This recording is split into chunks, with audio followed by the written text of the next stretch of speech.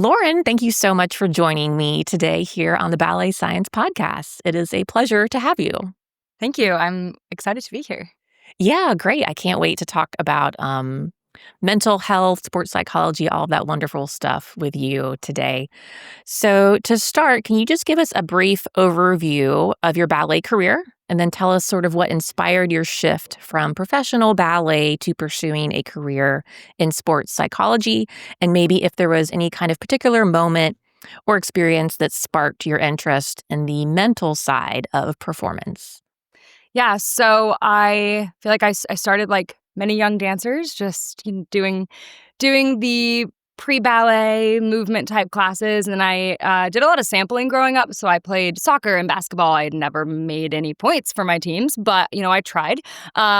Did music, all sorts of things, which I think what we know from the literature is a really important thing to do in those developmental stages to help kind of understand where a child's natural interest lies. And as I got a little bit older, like 10 or 11, I started liking ballet a lot more. And then I really started to love it. And it became this absolute passion and like a fire that was burning within my soul that I just kind of pursued at increasingly higher levels as I was able. And that was a bit of an experience to figure out what that looked like, given the fact that it didn't come from an early age vocational pre-professional training program. So I didn't really get into some of that pre-pro training as we might understand it until I was 13. And so I felt like I had a lot of catching up to do, which then resulted in me kind of needing to relocate away from my family to find some schools that could help me get caught up. And I left home at 14. I moved to Vancouver, British Columbia for a year. I grew up in Seattle area, so it was a nice kind of early age, I guess, transition from being away from home because I could go home like on the weekends. So it was a nice, training program in that aspect to prepare me to then move across the country to Pennsylvania, where I went from grades 10 through 12 to Central Pennsylvania Youth Ballet. And I had started doing high school online the year prior. Lived with host families, got to do some amazing ballets, really worked hard. I just loved getting to focus on ballet that much. And then I went to San Francisco Ballet School for my year after high school. As a level 8 student, I got to perform with the company a lot, which was honestly just incredible. It was like that first, I think, exposure to seeing your dream kind of up close. And it was so invigorating. And yeah, I have the best memories of that year. And then I ended up getting my first contract. And at this point in time, I'm not going to share the company I was at because I ended up getting injured very early on. And I actually lost my job 3 months in due to my injury.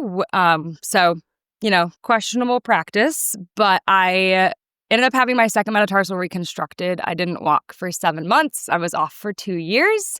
I kind of had to rehab, which was pretty crazy. And then I ended up getting my comeback. I got apprenticed with the National Ballet of Canada, which was also the best thing. So I spent a year there, and then they didn't give me apprentice or core due to some stylistic differences in my training and the way I think they were wanting to take the direction of the company. And I ended up not getting a job anywhere. So I basically begged Dutch National to let me go be a trainee in the school. And I was 22 and went back to ballet school, which was, I think, mentally challenging, but ended up being really good for my technique and style kind of aspects, just becoming a little bit more versatile and well-rounded. And then I got my contract with Sarasota Ballet. So this is now 2018. I was 23 when I got my core contract, which is a bit older. Even though I had already danced with 2 companies prior, I had just some setbacks, if you will. So it definitely was a timeline I was kind of self-conscious about until I got that momentum once I got into Sarasota Ballet. And then from there, I spent 7 seasons with the company. I started as core, got promoted to corifee or demi-soloist, as it's sometimes called. And then I got promoted to a soloist and spent 3 seasons as a soloist and then just retired. So yeah, that was my journey. I got into sports psych. So when I was injured, I was 19, and it kind of showed me firsthand the fragility of the ballet career. And school has always been important to me. It was always something that my parents kind of made clear, if my grades suffered, I would need to come home. And it wasn't like ballet could be the only thing I cared about. I needed to learn skills to manage and juggle everything.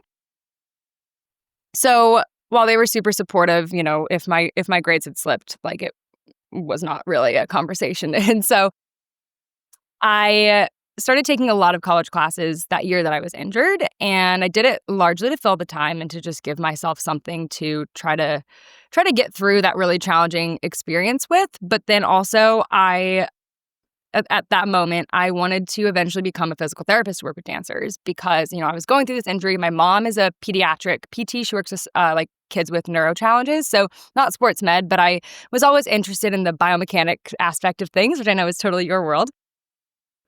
And yeah, started an undergrad in kinesiology, just bit by bit, going through it. It took me 9 years to do my bachelor's degree because I just did it part-time. And one of my classes that I had to take for my kines degree was sport and performance psychology. And I had not heard of this. I didn't know that there was this whole world out there that was really focusing on the mental side of performance. Like, we know mental health and counseling and therapy, which is super, super important. And I'm definitely an advocate for that. But I didn't know that there was this applied setting that looked at how to optimize performance and how to study all the things that we go through as dancers on a daily basis. And I just was like, oh my gosh, I feel like this textbook is describing my life and my challenges, and this is unreal. So I ended up being able to add sport and performance psychology as a double major for my undergrad. So got to this is 2020, kind of dive in for my last 2 years of undergrad with that second bachelor's degree, which was awesome. And then just looking at the industry and what degrees you need and the credentials you need to kind of do what I wanted to do, I was like, okay, well, now I need a master's. So I never thought I would go to grad school while dancing full time, but I looked at the fact that I was done, and then I thought, all right, well, I know how to do school while dancing, and why not? I think I can do it. And I found a program that would accommodate it. So yeah, I just finished my master's degree that I did pretty much the entirety of while I was dancing. So master's in sport and performance psychology, focusing on the applied work. And I know I just answered a really long answer and I probably missed part of that question, but yeah, that's kind of the attempt at a Cliff Notes version. No, that was a perfect answer. I mean, it was a long question, so a long answer seems appropriate. No, that was great. And wow, what a journey you have had, even from, your student years and sort of I love that. Thank you for sharing all of that. And yeah, I love that you were very, very well-rounded as a kid too. It sounds like you tried other things, other sports. And I think that doesn't always happen, especially in ballet world. I never really did that, with the exception. So I did go to public high school throughout high school. So I kind of had some electives and things like that were different. So I had that, but I never tried like any other sports or even like a musical instrument, which is one thing I sort of regret. But yeah, that's great. And it's so funny for you to, and I guess like dance people understand this, but non-dance listeners might be like, what do you mean 23 is old? But, in the dance world, believe it or not, 23 is actually a little old, especially like you said, to kind of be starting as a core dancer or something like that. But yeah, it's just your story is definitely evidence that there's no one way to achieve a professional career as a dancer. And I think that's great. Awesome. Perfect. Let's see. So since you are someone who's sort of lived in both of these worlds, sort of the dance artistic world and now sort of the more scientific sports psychology, mental health world, how do you see the connection between psychological resilience and physical performance in dancers? So I think that we have a mind-body connection. We can't separate either of them from each other. And so I think that what we think, what we feel, what we experience, whether it be just thoughts or emotions or stress or all of the things, it impacts how we perform and it impacts how we show up. It impacts everything from our motivation, our ability to enjoy, how we view ourselves in the mirror, how we are communicating to ourselves about ourselves, how we are interacting with people in our environment, with the ballets that we're dancing, how we go through and experience the world. It's not something that happens in either a vacuum of the physical or a vacuum of the mental, right? Like we are very comprehensive beings as humans. And so I think that understanding if we can't be resilient. Now that doesn't always mean that it's easy, and that doesn't mean that every challenge that comes our way we have to be like, I don't care, it's fine, everything's great. No. Like life is hard and it's messy and that's okay. And I think it's important to accept that. But I think it's also really important to realize that it's okay to fall down and to get knocked down and to feel like you are like in a basement, even metaphorically, with maybe stress and injury and disappointment and rejection and all these things that we deal with. That's okay. That's normal. That's to be expected. But we don't want to stay there. And so to be there is one thing, but we need to always find a way, whether that's finding people, finding support, finding something inside of us, find a way to pull ourselves out of that so that we can keep moving forward one little baby step at a time. And I think that when it comes to this term psychological resilience, I actually had like an interesting, I don't know if epiphany is the right word, but just for my own use of that word. And when I think of being resilient, I always thought of it prior to this summer as more long-term adversity. So like an injury or like some of the things that I think I really went through in my younger years as kind of an entry-level professional.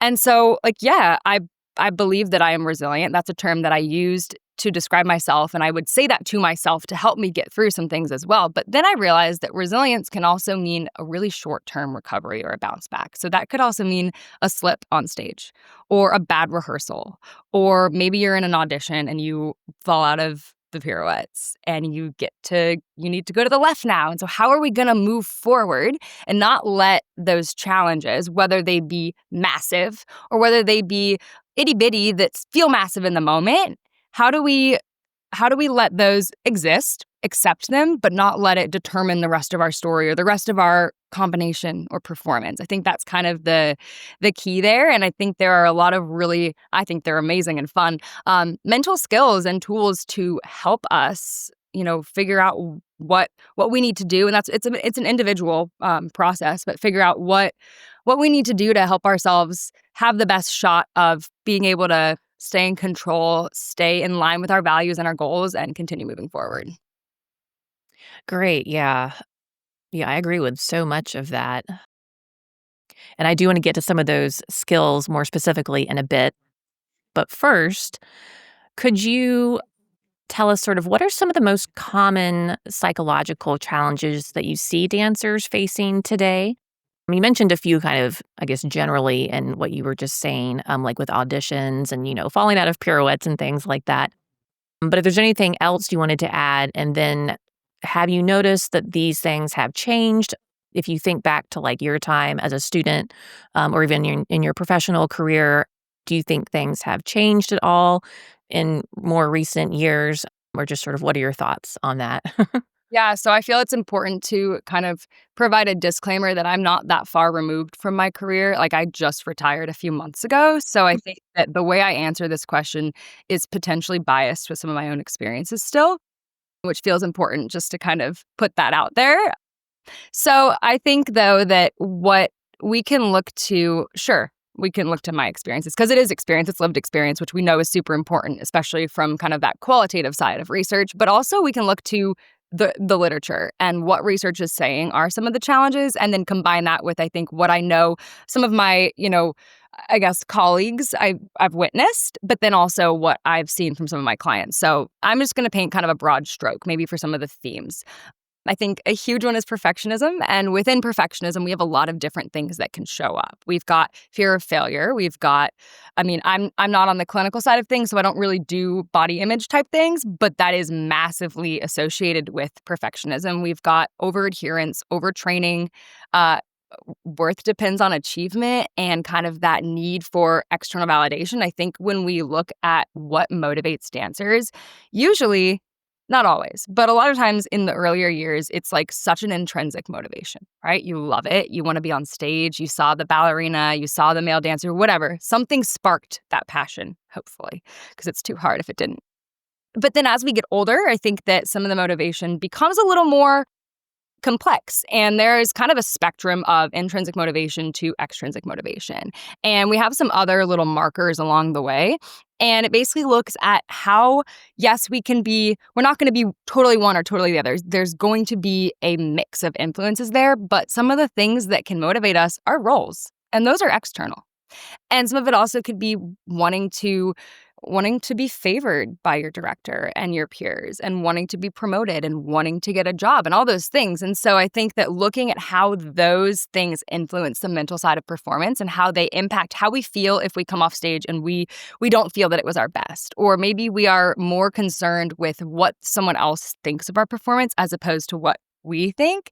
And I think that it's largely in part to the culture of ballet, where it's this, there's a hierarchy, it's pretty authoritative. There's also that generational translation of knowledge, which creates this really unique power dynamic. But I think that overall, we really just, as I think an industry, need to work on allowing dancers to build confidence that doesn't have to be solely rooted in the person in the front of the room or the people that are higher up. And I think that that's hard as dancers because everything that we know is typically, especially, as you're building your foundation, it's given to you in a form of feedback that's either good or bad, or yes or no, or closer, not close enough, perfect, imperfect. You're not perfect yet, though, really. Like, it was good, but. And so I think that all of that impacts a lot of things to do with like self-perception, self-worth, self-confidence, self-efficacy, all these words that are kind of related, but they're a little bit different on their own.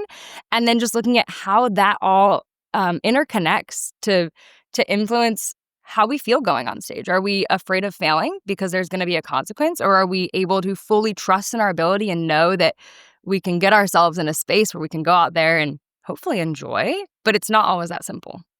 I think those are some of the main themes. Yeah. Yes. I mean, absolutely. There was so much wonderful stuff in that answer you gave.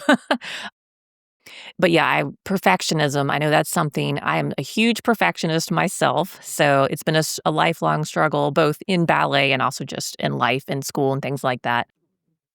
And kind of learning how to manage that and use that for like a positive thing, instead of letting it pull you down. Yeah. But yeah, and then also, so like, I feel like when people are perfectionists, and then also, like you said, you're so concerned with what your teacher, your director, the choreographer thinks of you, that can be a dangerous combination of those two things. And that, again, that's something I kind of really struggled with while I was dancing. So, talking more about perfectionism, like you said, it's a common thing for a lot of dancers. I almost wonder if like people who are perfectionists are drawn to ballet. There's some Um, like research. It's like a chicken or the egg type thing there, right? yeah, it would. I mean, it makes total sense to me. But high achievers also in anything, it's probably the case. But since many dancers do experience perfectionism and performance anxiety, what strategies or techniques would you recommend with your expertise, and even so, like with your own dancing expertise combined with, your master's degree and your experience as a sports psychologist? What techniques would you recommend for managing those pressures, both in the classroom, maybe at an audition, and on stage, kind of all those different scenarios we find ourselves in?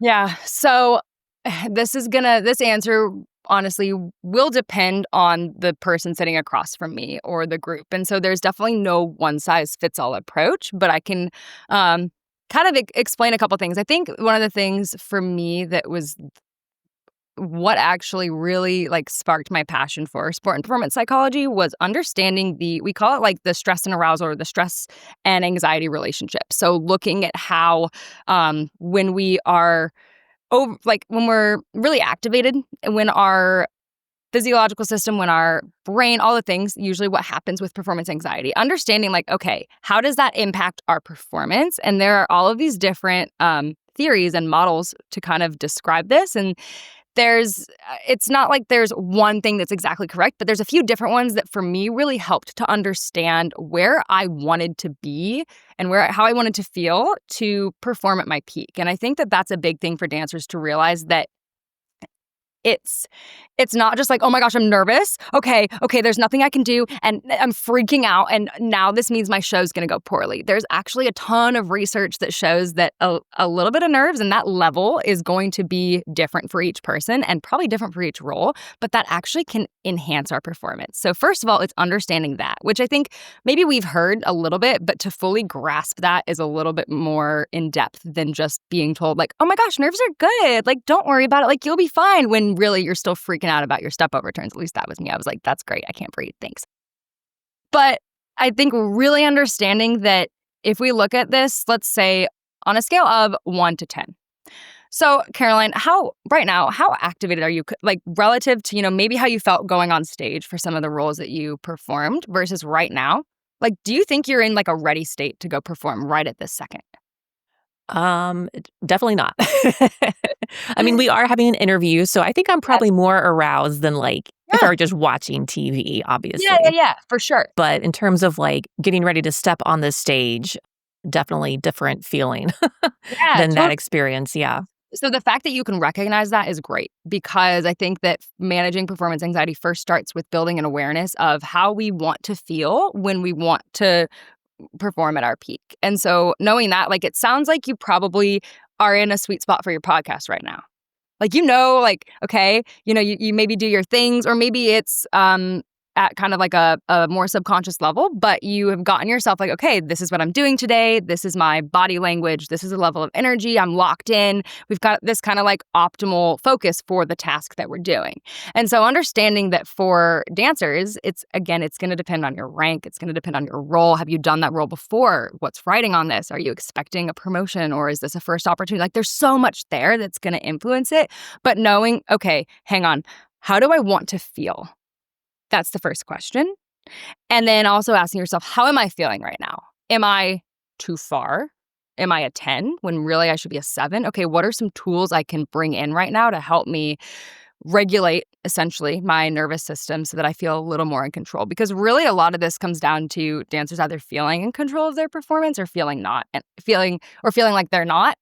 And there are so many different tools and strategies. So some of them are a little more like physical in nature or kind of body focused. So that would be things like certain breathing exercises, progressive muscle relaxation, tools that really kind of geared towards calming down the nervous system from that fight or flight response. But what we know is also accompanied in that, you know, perception of threat that's kind of activating the amygdala that's then freaking everything out is cognitive worry and your perceptions of your competence, essentially. Like, can I do this successfully, or am I concerned about my ability to do this successfully? So if dancers experience, I feel like I kind of got both. Some people are like really cognitive dominant with their performance anxiety. Other people are like super physical, like going to the bathroom all the time, sweaty palms, heart rate, all of those things. And so this is again coming back to that piece of self-awareness, understanding like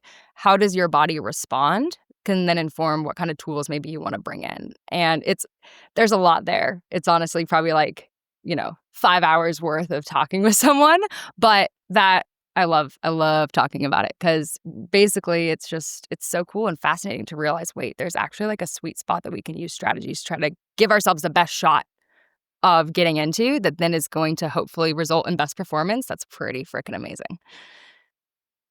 Yeah. And like you said, it's just so individual to each person too. Like everybody's different. So there's not really one size fits all solution like, oh, are you nervous to go on stage? Well, then do XYZ and you'll be fine. Um, some of the stuff you were saying just made me think back what I used to do. And like, I feel like the more experience you have, especially like as a professional, you kind of figure out what works for you, what does not work for you. Absolutely. I know for me, and it's so funny, like even now, so I don't perform anymore, but when I give a big presentation, like at a conference, for my dissertation, that's kind of my new performance. And it's so funny that I feel like I do the same things or similar. I mean, obviously, I'm not in a dressing room for like a performance or I mean, for a presentation.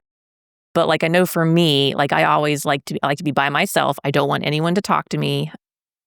And I just kind of need to like focus, and just kind of really keep to myself. Whereas I know other people, they want to be around people, they want to be talking, and that's how they sort of release their anxiety is by like talking and being around other people and feeding off their energy. And I am like the opposite of that.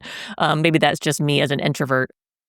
But yeah, it's just so different, like person to person. But I think what's good is if you can figure out what works for you that can translate to other scenarios too, like I mentioned, giving a big presentation. So like if you do transition, and I want to get to this in a minute, transition from ballet to something else, you can take a lot of those skills with you and use them to your advantage, Yeah, which for is sure. great. It's So I that guess, yeah, go ahead. I wanna add a word I should have said earlier. It's essentially it's that pre-performance routine piece that it's important for dancers to know, and I think that what a lot of dancers do, and this is not a critique, it's just, like, I think it's kind of endearing and silly and true, it's like superstition and a ritual. That is not a routine. There is a difference between a ritual and a routine. A ritual is something that you aren't like, you feel like you have to do, and if you don't do it, then your performance is going to suffer, and it's kind of like, maybe it's not actually evidence-based, but if you don't do it, then maybe you're gonna be in a different frame of mind, and then something's gonna happen. You're like, "See? It's because I didn't have my, like, stuffed animal," or whatever. But a routine is a really specific and targeted set of steps and actions that you do intentionally to help you prepare to perform the way you want to. And I think that knowing, okay, I can't be social. Like, I am super extroverted. I, I could, like, say a few things here or there, but I was, like, locked in. Like, even during stage makeup, like, one of my best friends and dressing room mates, she knew I would be like, "Okay, sorry, I'm going in my zone now." Like, I needed to do that, and if I didn't, I noticed that I wasn't as locked in on stage. My thoughts weren't where they needed to be because I was like, "Ah." And so it's really, really critical that, dancers look at that too. So I think anyone listening to this, like, that's a really great place to start. Maybe, like, take a look at what you do before performances. Do you even have a set of consistent actions? If not, maybe start looking back to, okay, when did I feel my best on stage? What were some things I did prior? Could I recreate some of those? Not so that we get in a ritual, but just so you are preparing your body to do something. It's like it's like all the paperwork that has to happen on an airplane before takeoff. It's just making sure, okay, all systems are a go. Let's go for it, sort of thing. Yeah, that's a great analogy and so true. But yeah, and it is important to be able to separate rituals from routines. It's a great point as well. Okay, awesome. So let's talk about. So I interviewed Miko Fogarty recently. We talked about this a lot, sort of the transition from professional ballet career to something else, which does have to happen for all of us at some point, sometimes earlier or later, and the scenario is always different. But it can be very emotionally difficult. And even if someone's not going from professional to something else, maybe they danced all the way through high school and then they decide to go to college and do something else. So it's just kind of that, going from ballet to something else transition. But since that can be so difficult, how can sports psychology help dancers navigate identity loss or redefine their sense of self beyond the stage or the studio or sort of whatever they've been doing in relation to ballet? Yeah, so that's a huge kind of section of sport and performance psychology. In that field, it's called athletic identity, but I think for us it would be dancer identity. But it's really looking at, okay, what is the degree that you link yourself and your self-perception, your self-worth to your sport or performance domain? And it's it's good to view yourself as what you do, but that can't be the only thing. That's where we get into trouble. And I think that's where a lot of times we call it kind of like being too exclusive with your athletic identity or your dancer identity, where it's like, I'm only this. And if I'm not this, then I don't know who I am. And that's where like some of the maladaptive psychological responses come in. And it's understandable if that is the case with someone because it's what you've dedicated your whole life to, and in a lot of instances, you haven't done anything else. And maybe you started at like 5 or 6, and your success, your achievements, your maybe even praise from family members, from peers, everything was surrounding your dance abilities and accomplishments. And I think that understanding first and foremost that like that's if that's what was happening, it's going to be really challenging, but not impossible to start to rebuild other kind of aspects of yourself. And I really like to use a diamond analogy when I talk about our identities or our performer identities. And so, a diamond has a lot of facets, and we like to polish those facets. Like diamonds are rough. at first. Not the diamonds the diamonds you see in a ring aren't in the exact form that they came out of the ground in, right? And I think that understanding that as humans, we have a lot of different facets, just like a diamond, and we need to take time to polish those other facets. And so I think that sometimes I'll even have people I have a little diamond worksheet, and we will go through and we'll identify all the different facets of ourselves. So we've got, for me, okay, I've got my dancer self, and I've got sports psych Lauren, and then I also have wife Lauren, I have sister Lauren, I have daughter Lauren, I have friend Lauren. I have I like to hike, and it's not just about okay, but what are your hobbies? My husband always jokes that I need more hobbies. I'm like, but I really love all the things I do, and they kind of feel like hobbies. And he's like, Lauren, no. So it's something I have to work on too. What are things that I can do that are outside of my self-perception that are fun? But I think just as dancers, knowing that you are more than a dancer. And the best way that I can describe it is when we popped out of the womb, none of us were in fifth. We learned that. So Yes. first and foremost, we're hopefully all still people, but you were a person before you became a dancer. And so it's a part of you, but it's not the only part of you. And, hearing that is one thing, but it takes effort and time, and I think there's also grief that comes with the transition, and that's important to honor as well and allow to occur. But just knowing it's kind of like that resilience piece, knowing that, it's going to be challenging and challenges are going to come, but there's this whole other side, many other sides, right? Many other facets to discover and to polish. And I think that also knowing that some of that pressure that comes with things too, it ends up doing good things in the long run, even when it doesn't feel like it. Yeah. That's another great analogy. I love that. The I love diamond my analogy. analogies. Yes, I know. It's excellent. You're full of great analogies. I love it. I try to keep Yeah. No, it helps. Some people, it's hard to kind of frame things, and things like that are really helpful a lot of times. But yeah, it's so true that trying to figure out, like you said, dance or ballet is one facet of who you are as a whole person.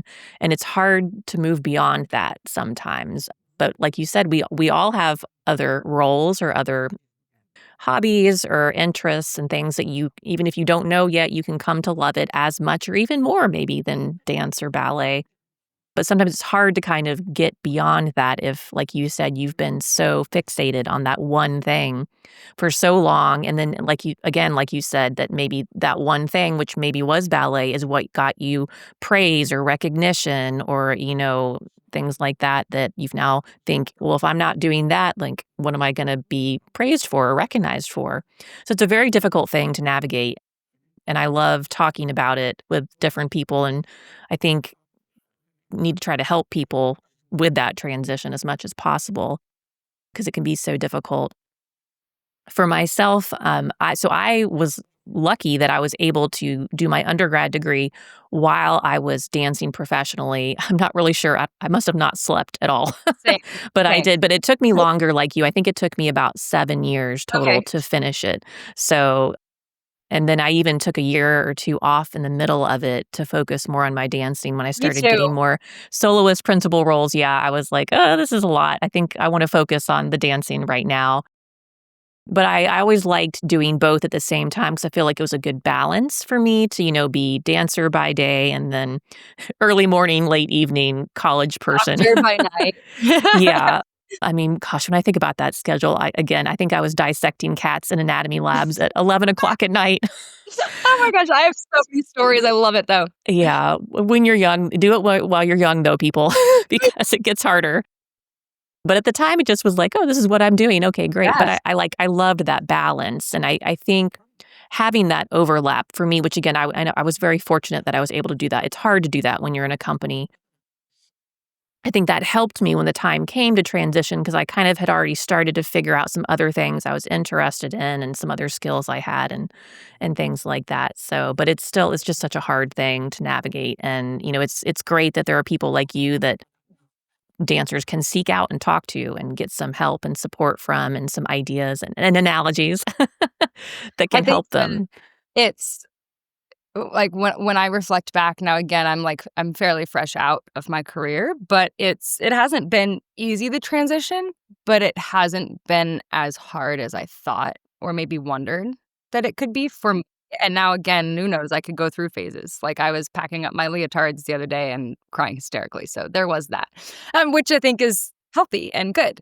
But I attribute so much to the school and the kind of academic advancements I was able to make while dancing. Because, there are obviously barriers to that. And I have a lot of student debt now, so we're going to deal with that later.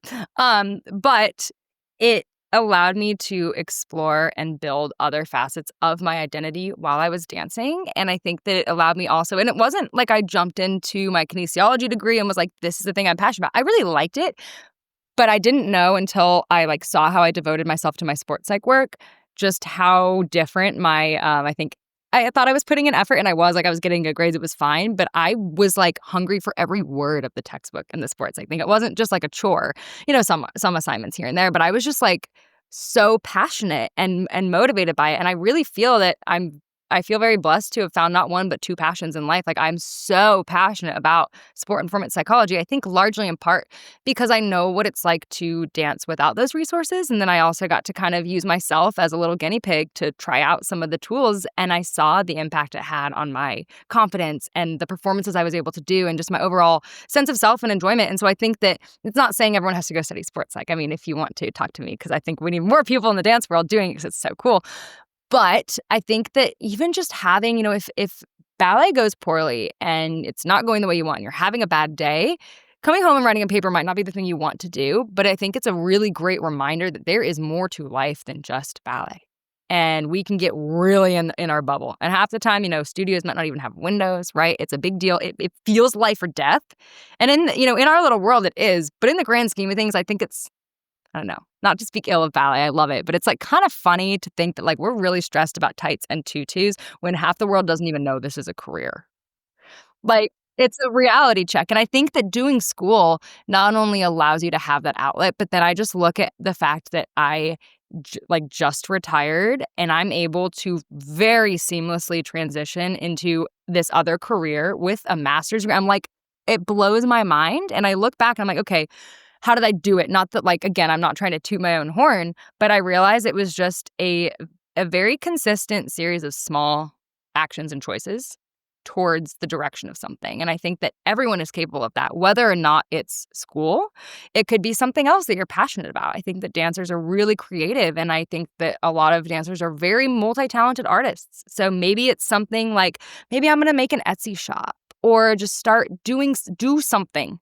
Do something. Be creative and do something. That's I'm a very pro and big advocate for doing things because it helps and you get excited about it and then you feel momentum towards it, and that's it. These are really positive emotions to experience, and I think that it also shows the dancer that okay, yeah, maybe I didn't get cast in this, but now I have more time to do this other thing I really like, and so then also provides a silver lining. Yeah, I mean, all of that is so true. And one thing too that I want to add is just that, while you're once you do have to figure out, okay, what am I doing next? It might not happen immediately. I mean, it might take years. I mean, I know even for me, it took me a very long time to figure out what I eventually wanted to do, which was to get a PhD in biomechanics. I mean, I for a while, similar to you, thought I wanted to be a physical therapist. I even got into PT school. I did all my observation Oh my hours, and gosh, good for you. at the last minute, I was like, I don't think I want to do this. And I'm glad I didn't. There are many, I mean, I have so much respect for physical therapists. I have many friends who were dancers and are now physical therapists doing great. And that is wonderful. That is definitely an option. I think a common path, probably. It kind of Yeah, makes sense. it's a needed path. Yeah. But then I was like, okay, well, I don't want to do that. So what do I want to do? And it took me a while, and I kind of just tried different things. I taught ballet a lot as well, and that was incredibly fulfilling for me as well, which like you mentioned, going to school is, I know you and I both went to, that was the path we took, is we went to grad school. So that is one path, but it's not the only path. There's many things you can do, including teaching, which I Yes. love teaching. I've taught all ages, and I think that can be a very fulfilling thing too. Not for everyone, but I love teaching myself. Um, yeah, great. Well, thank you for all of It's that. it's interesting something you just said. Okay, so I spoke earlier about sampling when you're young for sports and activities, but it's almost like we've already had one career. So we go through this like interesting almost like life stage that people go through in those later like Erickson's, psychosocial developmental stages. It's like, okay, well like who am I? Because now I've retired from my career and it's usually like in your 60s, but dancers have to go through that a lot younger. And there's this almost like reconciliation with who am I and what am I doing? And then you get this like almost rebirth of a second career. And so it's almost like you need to go through that sampling exercise that you did as a youth athlete while you were looking at, okay, what am I interested in? What are the sports?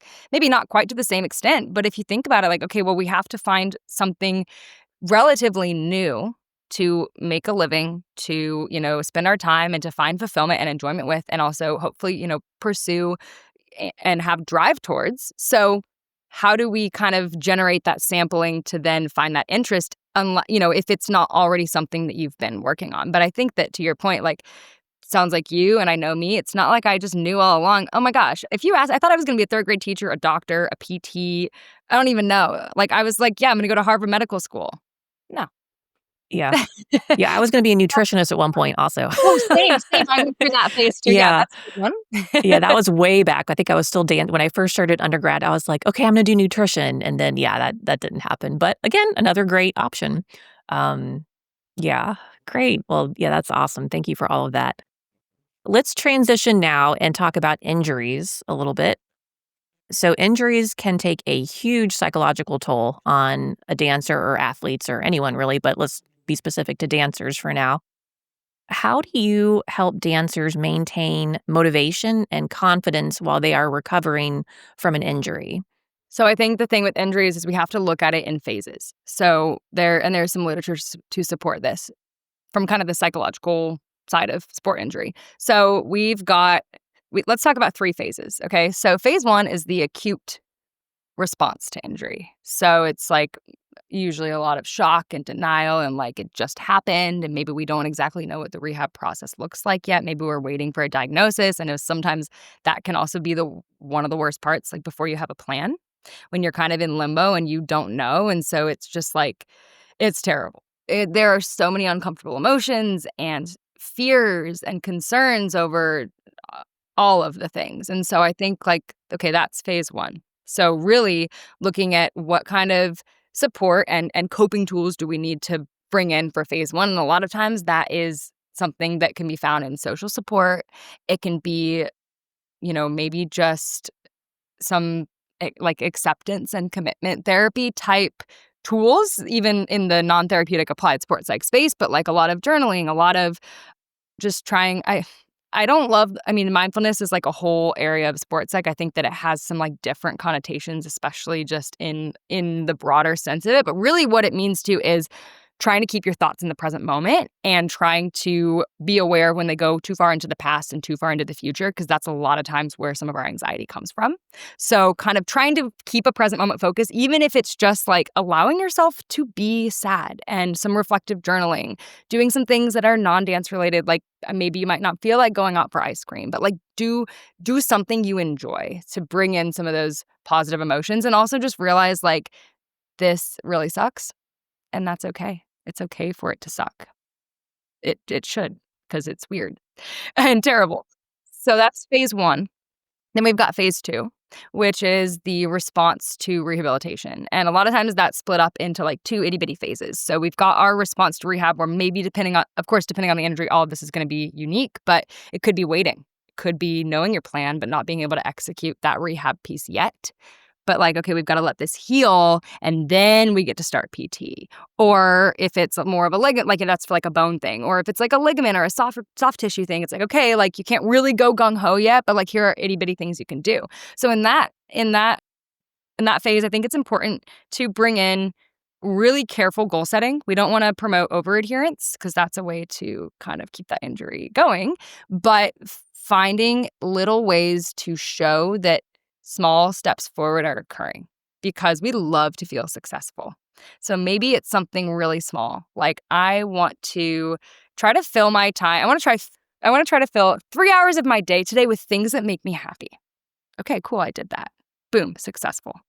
Or I want to learn how to knit or learn how to play the guitar. Because I think the other thing that's really critical to remember is while the time is not spent doing the things that you wanted to be doing, that is still time you're not going to get back. So finding a way to make it meaningful and valuable to you. And also, I think that it really links back to that dancer identity piece. That's another reason why injuries can feel so distressing, because it threatens that perception of yourself as a dancer, because you can't dance during that time. But use that as an opportunity to explore other interests and, take a cooking class. Call family members that you usually don't have time to connect with. Like there are so many different things you can do. And so I think viewing it as, it's not what you wanted, but it's still time. So maybe check something off your to-do list that you haven't had time to do. Okay. Then part 2 of phase 2 is response to rehab when we're actually doing the physical things. Now that oftentimes can be again, it's super dependent, but that can be a really painful part because you are getting range of motion back and you're also realizing maybe how much you've lost and some of the psychological challenges that can come with that. So again, goal setting, stress management, also being really aware of what we're telling ourselves during that time, like basically our self-talk. So self-talk is defined as the things we say to ourselves about ourselves. So are you saying I'm never going to get back? I'm never going to be able to do this again? Or are you saying this really sucks and I don't know how, but I'm going to? What is your dialogue on that 10th rep of the releve that is excruciating and you're gripping something because you're in so much pain and then you're crying? It's almost like sometimes it might feel, I don't like to say that things should feel inauthentic, but sometimes they do at first when maybe we're seeing one thing, but we deep down believe something else. And so I think it's really critical that we are telling ourselves things that are going to be helpful and productive. It doesn't have to be positive, but it needs to be like purposeful and productive. And then the last part is phase 3, which is return to dance. And then with that as well, it's important to kind of keep your medical team with you. I think a lot of times people are like, okay, cool, you're done with PT, go, good. But then we can get into like re-injury territory real fast, which I'm sure you know a lot about. And looking at like, okay, managing over adherence. Dancers are perfectionists. Dancers are rearing to go as soon as they get that green light. And so I think still play the long game, even when you're real close to the finish line. Don't try to breeze through it because that's when you're going to end up having to go a few steps back. And that's going to be even more uncomfortable. So keep that goal setting, stick to your plan. Same thing with that self-talk. Now you're going to be back in the studio with your peers. There's going to be a lot of emotions coming up, a lot of, oh my gosh, I used to be able to do this or this ballet is happening. I want to be back for this, but kind of stay in that present moment awareness and kind of stick to your plan. That was, as the best I could do for that broad description of kind of that 3-phase model of return to injury. Yeah, I mean, that was a wonderful kind of talk through the whole journey of an injury and sort of I love the different stages. That's very helpful and great advice throughout that explanation you gave. Yeah, I feel like I consider myself very lucky. I did not, with the exception of one very bad ankle sprain that I had kind of towards the end of my time in a company. I did some freelance work after that. But with the exception of that, I had some tendonitis and stuff like that I just bothered me on a day-to-day basis, but nothing major that like kept me out of class or rehearsal except that ankle sprain. And when that did happen, because it was kind of, again, my first like big injury where I couldn't walk even at first. It can be very shocking your first time experiencing something like that and just not even be like, well, what do you mean I can't take class? Like I can't even stand on this leg. Like it's a very weird thing to go through. Yeah. And again, I count myself very lucky that I really only had that one bad ankle sprain while I was dancing. And it only kept me out maybe for a couple months. And I did end up getting to perform the role I was rehearsing for. It did not feel good, and I probably should not have done it, but I did it. But yeah, we all have those moments. yeah, That's tough. it's such a hard as dancers. We just want to dance, and we don't care. And it's like, I'll deal with this later. And then on the other side, I feel like sometimes doctors are like, well, just stop. And it's like, well, I think we need to find somewhere in the middle where we can kind of meet and compromise on this. So yeah, it's a tough thing. And I think at some point in this interview, you've compared it to grief. Well, I guess, like, end of career can be you're grieving that, but even, like, going through an injury, Oh, some of the 100. emotions can be very Yeah, similar. definitely. And we're in So, a vulnerable yeah. state then, and I think that I'm just even reflecting back to my injury, like, there were times where I would just start crying over the smallest thing, and I think it's just realizing that not only is it psychologically, like, traumatic to go through that, but also your body is healing something, and that's taking a lot of resources and energy demands as well, and so, again, that mind-body connection, like, you're not able to become 2 separate things, and so I just think, like, I had 2 surgeries, and it was pretty intense and severe, and how tired I was. Like, and then I realized, okay, well, my body was, like, actually trying to repair a new bone and then heal with screw in it, and also it had been put under, like, twice, and that was pretty intense, and, like, maybe I should give myself some compassion here and, like, realize I'm doing the best I can. Yeah, for sure. I mean, yeah, we need to be kind to ourselves in Yeah, those we're not robots. situations for sure. Yeah. I mean, we're humans. We have human bodies, things happen, and even like there's also like illness, people get chronic illnesses and that can play a role in, affecting your dancing as well. I feel like that's a whole separate topic. Yeah, I don't have expertise on that. Yeah, yeah. We'll save that for someone else then, yeah. Great. Let's see. So, what advice would you give to dancers who want to build mental strength and then maybe to teachers who want to better support their students' psychological well-being? Yeah. Okay, so for the dancers, I think that if you wanna prevent injury or if you wanna recover from an injury, you usually go see the PT or an athletic trainer or you seek someone who's an expert in that field, right? I think that and I'm not saying this to, like, plug my own self, but, like, I wanna be clear about that, but more so plugging the field of sport and performance psychology or even maybe it's try that again. Mental performance, which is my lane, or maybe it's mental health. Maybe you need some additional resources on the mental side and some of the clinical concerns, which there is absolutely nothing wrong with that. I see a psychologist. I think it's incredibly important.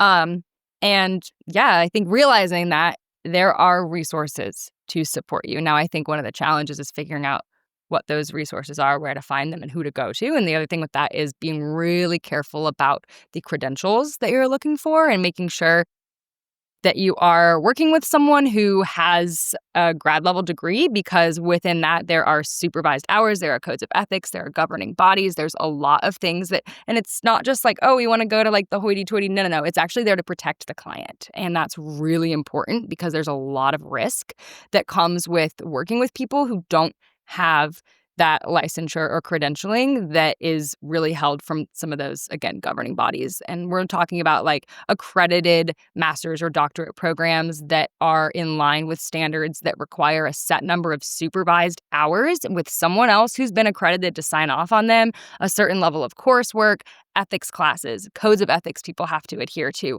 Major consequences if those ethics aren't adhered to. And I think that, when we think of the word ethics, it's like, what is that? Well, I'm going to stop going on my tangent here, but really it's looking at like, do you want the person you're working with to tell your director that you're seeing them?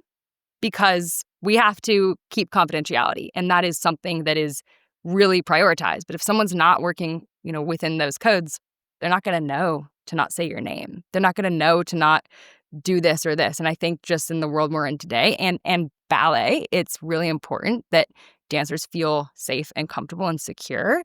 And, that fear of repercussion is real. And so making sure also like you just know who you're going to and you know what protections are in place for you.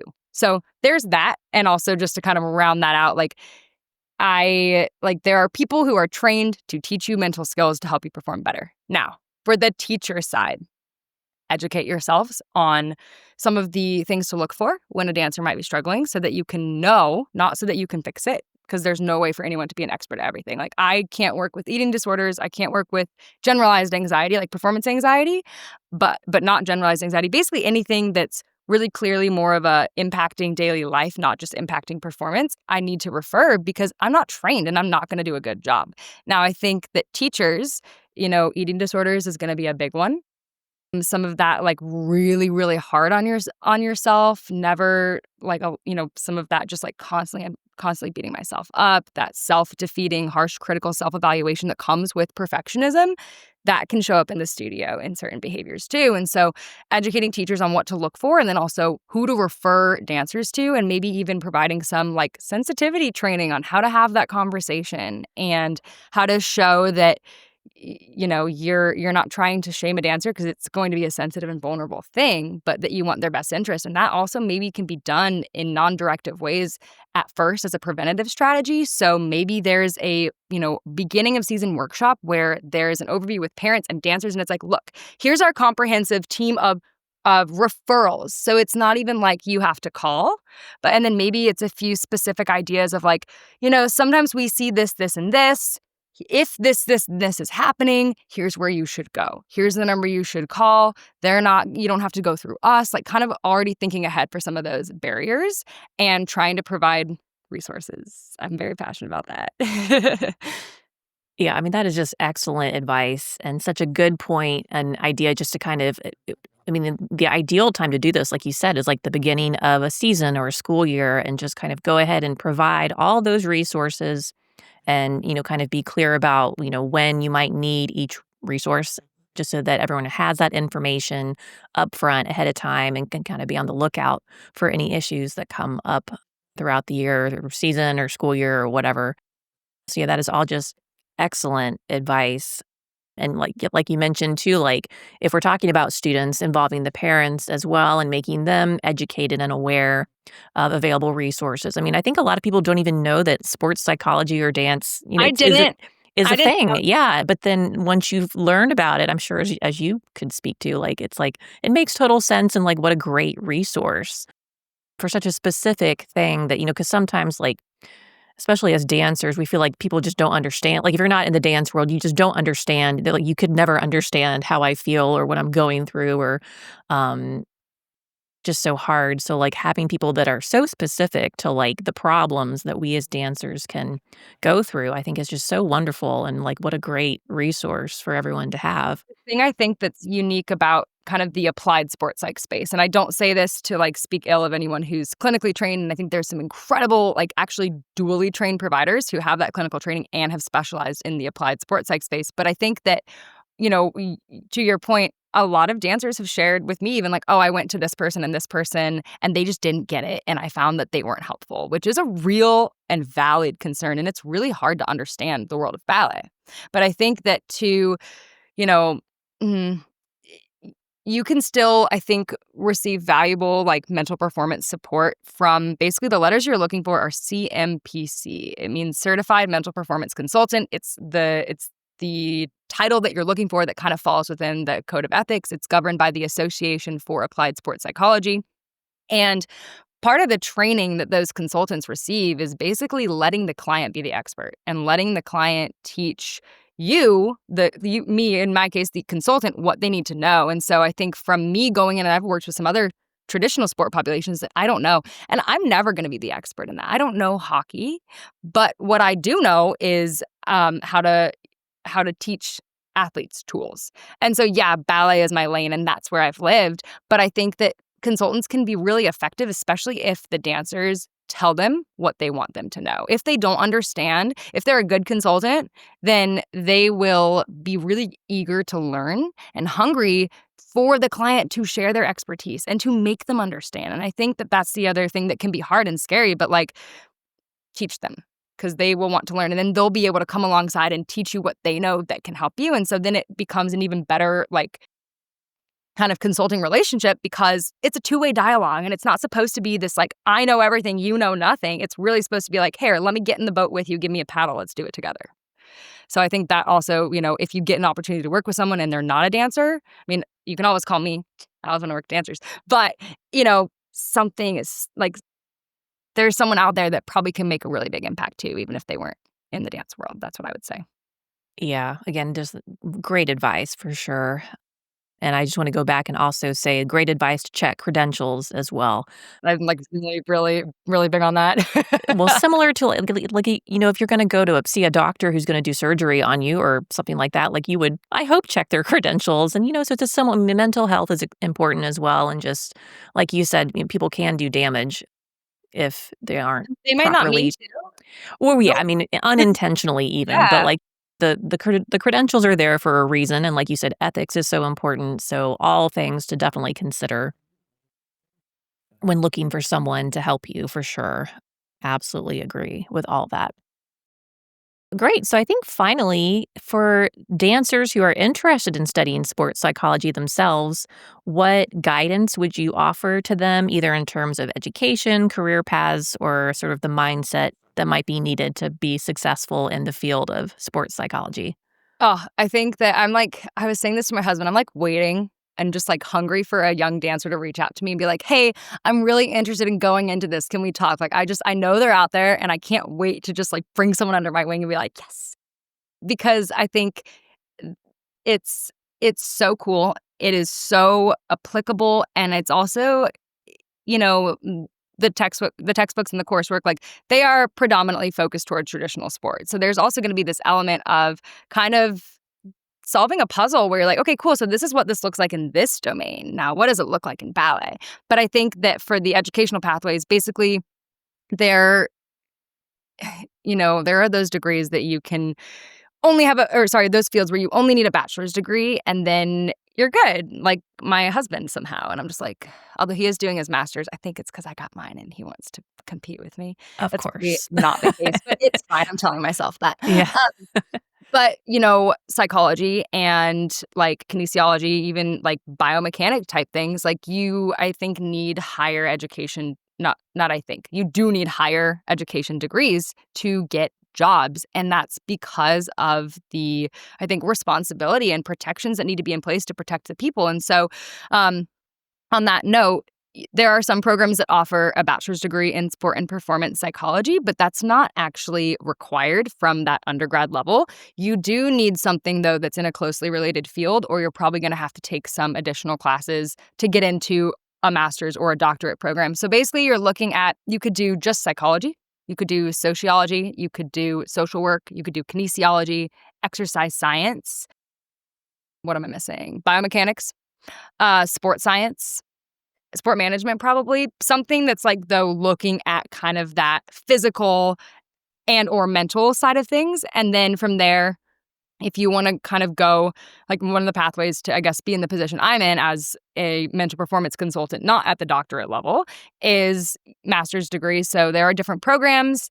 You're basically looking for a master's in sport and exercise science with a focus in sports psychology, or a master's in sport and performance psychology, a master's in kinesiology with a focus in sport and performance exercise psychology. There's some different titling, but you're looking for one of those. And then there is a kind of credentialing pathway that also has to occur. And so it's important. There's information on all of this if you go to appliedsportspsych.org, and that is the Association for Applied Sports Psychology website. There's this whole grad degree guide where it shows you all of these different programs and whether or not they have hybrid options or online options. And if you are wanting to go the CMPC route, which is at this point in time the only accredited gold standard for mental performance consultants, you can go the therapeutic route, which is just not my world.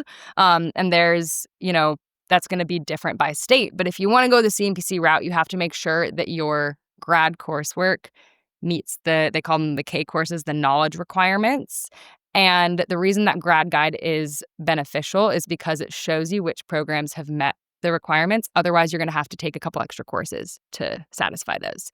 And it's kind of complicated. I feel like even going through my whole master's, I'm like, this is like pretty complex. If I can barely understand all the like things you have to do, like how is someone else going to that's not even in it yet? So I'm also really happy to talk about this, but you basically have to get, in order to be CMPC, a master's degree in sport and performance psychology or a closely related field, 400 hours of supervised experience working with traditional and non-traditional sport populations, doing mental skills training.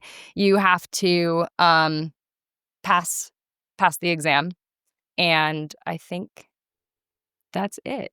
That's all. So, yeah. So Yeah, that's that. And just to clarify, like, that is not a therapist, that is not a counselor. That is mental performance consultant. So again, looking at a lot of those challenges that don't fall into the clinical lane. But the other thing that I think is cool about sport and performance psychology is that, you know, unfortunately, there's still a lot of stigma around mental health and seeking out some of those resources, which is understandable due to a lot of things in society. I don't love that, but I get it. It's a thing. And I think that if someone's unsure if what they're experiencing is mental performance or mental health related, a lot of times there's massive overlap. It's not black and white. But reaching out to a mental performance consultant is kind of a good starting place if you're unsure, because we are trained to be able to identify what's in our scope and what's not. We're not trained to diagnose. We're not trained to treat those other things, but we are, it's a very big part of what we do to realize when that's not in our lane. And then we can also come alongside and help someone find the support that they need. And a lot of times there's really great opportunities to work in conjunction with a clinical provider, kind of as building a team or like a pit crew for the performer. And so you can still work on those mental performance things, but maybe we need to bring in some additional support to make sure that you are thriving as much as you can be. So yeah, I'm not sure if that answered great. that Yeah, no, that was a very thorough answer. Yeah, but yeah, so much great information in there for anyone who's thinking about going this route or maybe has some questions about it. Yeah, excellent. Thank you. So, if people wanted to connect with you directly, how can they find you either online or social media, or if someone wanted to, talk to you directly, how could they do that? Yeah, so I think right now I'm working on building a website-ish or like a landing page. But right now, my Instagram, behindthecurtain.spp, SPP stands for Sport and Performance Psychology. That is a great place to start, and you can DM me there. Also, if people want to start to work on the mental side of their performance and work with me for sport and performance psychology, mental performance services, I work with a private practice called Persistent Psych, and it was actually founded by a former professional ballerina. I really love working with the team of providers there. We've got a former Olympic figure skater, a former rockette, me, and then the founder who's actually almost done with her PsyD, so she's going to become a clinical licensed psychologist. But then the rest of us currently are in the mental performance space, and it's just this like aesthetic sport girl power crew that I love. And yeah, it's called Persistent Psych. And there's a link on my Instagram in my bio, but also you can DM me and you can book a free consult just to kind of see if this could be a good fit. I also use that to help understand if something's in my scope. And then from there, I do 30 or 50-minute sessions. I offer a sliding scale because I think it's really important to make these resources accessible for dancers, and can do group workshops. Also just happy to like jump on a Zoom call if someone's like, hey, I want to do sports psych as a job. Help me. Yeah, I really am passionate about bringing these resources to the ballet world because there are people that are bringing them, but we need more. So yeah. Amazing. Yes. Yeah, great. Well, I hope people will contact you if they want to learn more or if they think that maybe you could help them. What a great resource to have. So, yeah, well, Lauren, thank you so much for this Of course. My conversation today. pleasure. There has been just an overwhelming amount of amazing information that you've given us today. So, I very much appreciate you coming on here today and sharing all your knowledge and your expertise with everyone. Thank you. Yeah, it's been really great. So, thank you so much. And I wish you best of luck with everything you're doing. And I can't wait to follow and see what you're up to a year from now. Thank you. Likewise, this has been an honor and a pleasure. And I think, anything called ballet science is like already massively impactful. And I just love the work you're doing and also the kind of interdisciplinary team of arts experts and providers from all the different little, pillars of things that you're bringing on. I think it's definitely making a really big impact. So congratulations on that. Oh, thank you. I appreciate that. And thank you again so much for being here. Yes. Thank you.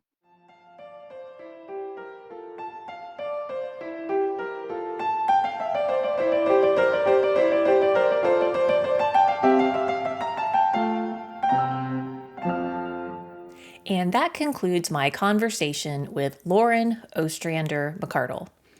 I hope you found her perspective on the mental side of dance as insightful and encouraging as I did. Thank you for joining me today for the Ballet Science Podcast. Whether you are a dancer, teacher, student, or simply curious about the mechanics behind movement, I appreciate you being here today. Each week, we'll explore the intersection of science and ballet, from injury prevention and biomechanics to nutrition, mindset, and everything in between. If you enjoyed this episode, please follow this podcast, leave a review, and share it with your friends and dance community. If there are specific topics you'd like to hear about in future episodes, feel free to share them in the comments below. You can also follow Ballet Science on social media and visit our website at ballet.science for additional information. Thank you again for tuning in, and I look forward to seeing you next time on the Ballet Science Podcast.